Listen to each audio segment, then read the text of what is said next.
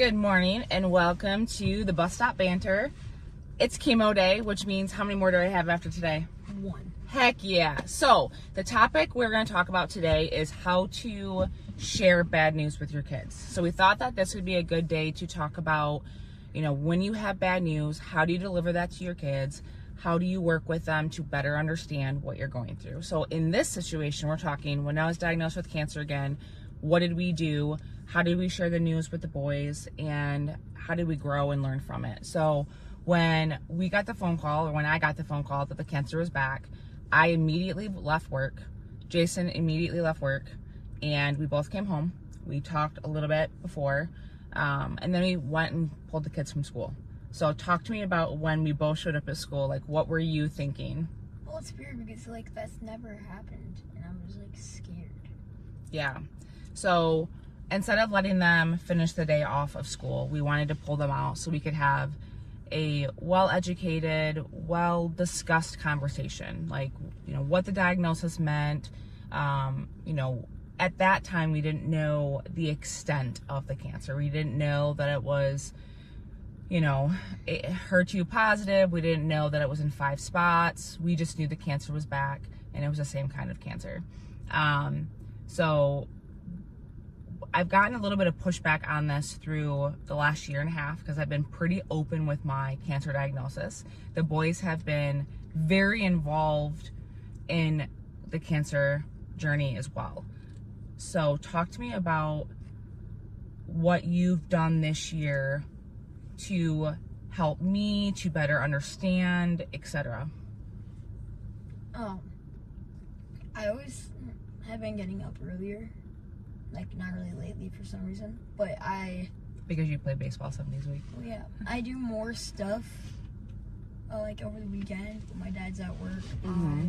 I clean a little bit more, help a little bit more. Yeah, so the boys really stepped up because, especially for the first round of chemo, it was really awful as far as the side effects. So I was nauseous all the time. I was tired all the time.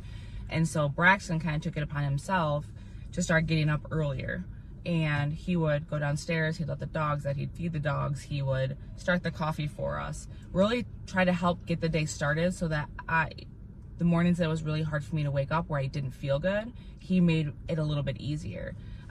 Beckett has really struggled this time with this diagnosis. The first diagnosis, he was only a couple months old. You were 3.5. So you probably don't remember a lot of it either. I just had a lot of surgeries the first time. But Beckett has really, really been struggling. So one of the things that we've been doing with him is to explain in layman's terms, very simply, why we have to do the things we had to do. So when my hair fell out, we explained to him why that happened. When I had to have surgery to have another mastectomy, we explained why that had to happen and why they had to go and how that would help minimize the reoccurrence rate for a third time. And it's still really hard. We can't even say cancer in front of him. He freaks out. He calls it the C word. And he's got a lot of anxiety from that. But Beckett has really wanted to see the whole process. So I've recorded videos of blood work. I've recorded videos of myself at the oncologist's office. I've recorded videos of them accessing the port, doing blood draws, all of the things, because he has a lot of questions. And I think that has helped you guys better understand what I'm going through, right? Yeah. And so when you have to deliver bad news, I know it's going to be different for everybody. We decided this time to be very open with our kids. And again, I've gotten a lot of pushback because they're like, you shouldn't be involving your kids. They're super young. They wouldn't understand. I do understand. Right. Braxton's very intuitive. He's always been super smart, read between the lines, no BS kind of a kid. And so I would have been doing him a disservice by not being open and honest with him about how I was feeling, because he's old enough to know if I'm laying on the couch, I probably am not feeling good, right? Because I'm usually up and active and moving and doing all the things, right? But he can recognize if I'm laying in bed till 8 o'clock in the morning on a weekend, or, I'm a little bit more lazy, he understands I'm probably not feeling good. And I think as a parent, when you're going through something, you need to be open with your kids, because it allows them to own a little bit more naturally. It encourages them to step up. It's kind of like the episode we talked about chores, right? It teaches them different things, different responsibilities. And, you know, that's really opened up, like what Braxton said, they do a lot more cleaning on the weekends. Not lately because we've been at baseball tournaments all weekend, but, you know, Beckett, for some reason, likes to clean toilets. I don't know why. He doesn't clean them well, but he cleans them. But, you know, he actually likes to help now. And it makes it a lot easier because I've been able to ask for help without asking for help, because they recognize, because I've been open with them on how I'm feeling and the journey and all the things, it's helped them mature in ways that I think maybe wouldn't have happened naturally.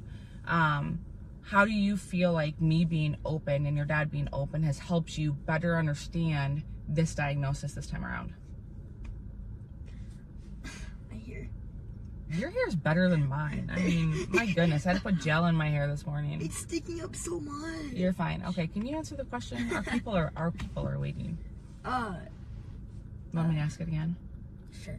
So how do you think your dad and I being open with you on the steps, the things that I have to do, treatment, longevity, all of that things, how do you think that that has helped you, one, cope with the diagnosis, but also enabled you to better understand and show up for me when I can't show up for myself? I mean, I like knowing stuff, even stuff that people don't want to tell me. Mm-hmm. Like, I like knowing about that type of thing, and I always want to help, I would say, with a lot of stuff. And I think the boys would honestly come with me to chemo if they could, because they're that curious, especially your brother. You don't really like to miss school, so I don't think you'd miss school for it. But Beckett has always asked to be able to come. And so my last round of chemo is the last week of school. So I am going to take that day off probably to celebrate, be with my family and all the things. But I remember Beckett one morning helped put the numbing cream on. So my chemo sometimes is in the morning and the afternoon. Today it's in the afternoon. So I'm going to be going to work first, then I'm going to be going to chemo, and then baseball. That's my life. Chemo, work, baseball, or vice versa. But I think, you know, one morning he was helping me put numbing cream on my port, right? Because they have to access the port, and it still hurts. They have to push through the skin every single time to access it. They pull blood out, put the treatment in, etc. And I posted this video to my page, and I know a lot of you follow my page, and I had one lady was like, why would you involve them in this? This is going to scar them. And it kind of like caught me off guard, because I feel like I'm helping my kids by being open and honest and sharing with them the struggles that I have. Because one, again, Braxton's super intuitive. If I'm not feeling well, he's going to call me out on it all day long. So like, you don't feel good, you know, and not in a bad way, but he's going to recognize, hey, today I need to step up a little bit more, right? Same with Beckett. Like, they've been super helpful throughout this. And I understand that everyone's a little bit different, right? They don't want to include their kids or whatever. In the first diagnosis, they were little, so I didn't have to include them as much because you were 3.5. You don't probably remember any of my surgeries, do you? Yeah. And Beckett was a baby, so they don't have any recollection of my previous cancer diagnosis, but this time they're involved. This literally impacts them because I'm missing work, I'm laying down, I'm sick at home, I can't make dinner, I can't, you know, do the things that I normally would do. And so being honest with them helps them better understand, okay, this is why mom can't go for a walk this day, or this is why mom can't make dinner today, so I'm going to do this to help. And so I feel like it's helped us. And again, I know everyone's journey is very, very differently, but what advice would you have for other kids whose parents are going through some kind of a medical diagnosis where it's going to impact the home life? What advice would you have for them? I would say, and don't really assume things all the time, because that's what I did. And probably ask a lot of questions, right? Yeah.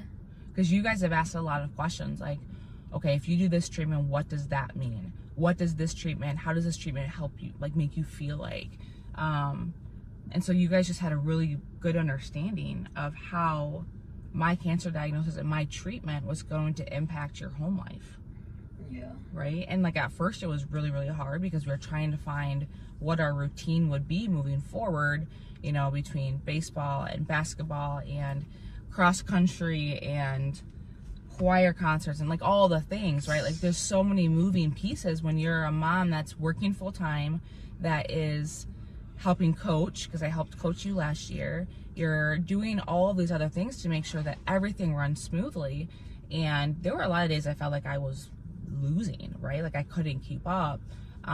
But that's when the boys really stepped up and helped. And so I really encourage anyone, if you have to deliver bad news or news that might not be the best, I encourage you to be open and honest, because honestly, it helps people better understand your struggles and how they can help you in the areas and where you need the help, right? Because I'm not the best at asking for help. I'm stubborn. You guys say it all the time. I am stubborn. I worked throughout my entire diagnosis. I don't think I took a day off. No.